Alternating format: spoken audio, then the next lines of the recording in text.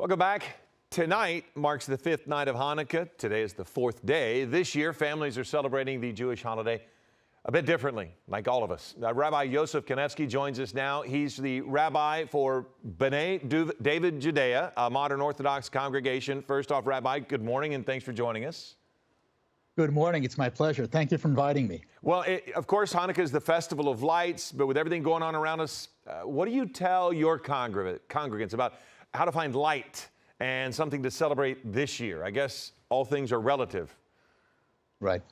The truth is that I tell my congregants every year that when we celebrate the Festival of Lights, it's important to remember what the real light that we seek and celebrate is.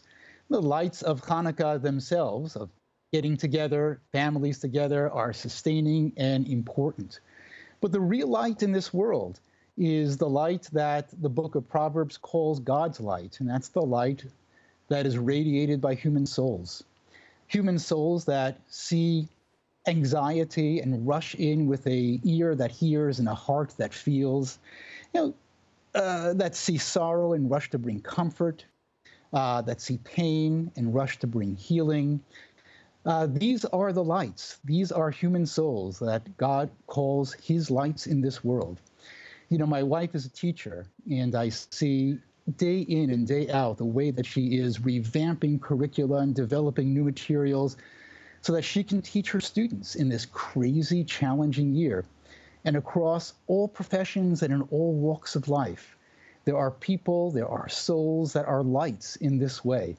And these are the lights we're surrounded by, and these are the lights, especially this year, that we celebrate.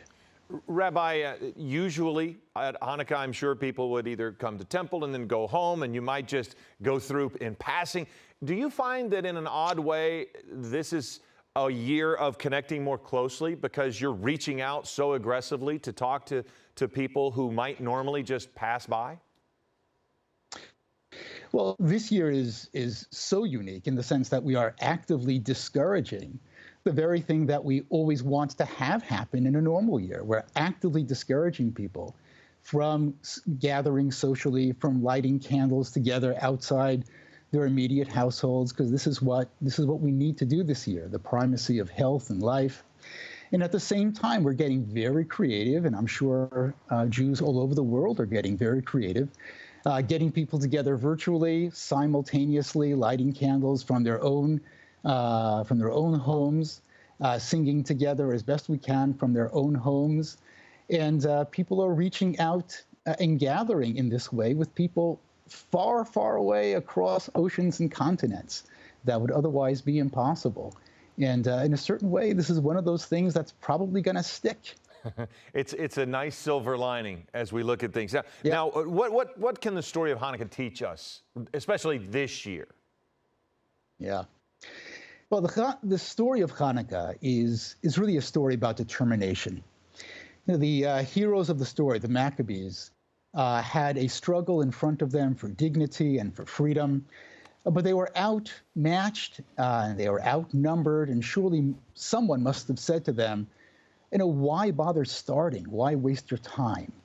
But the Maccabees were very determined, and they believed that if they could just get the struggle started, that the way forward would make itself known. And then at the climax of the story, they faced a similar dilemma. They needed oil for 8 nights to light the menorah in the temple. They only had oil for 1. And someone must have said, why bother? And the Maccabees were again determined. And they said, if we start, then the miracle will happen. And I know that determination all by itself can't solve all of life's struggles, but without determination, we'll never see the miracles unfold. It is certainly a lesson that we can all apply in the year 2020. So, Rabbi... It sure is. Yeah, Rabbi, thank you very much. Rabbi Yosef Kanefsky of B'nai David-Judea. I wanted to make sure I got that right. Thank you very much, and happy holidays to you. Thank you, and to you as well.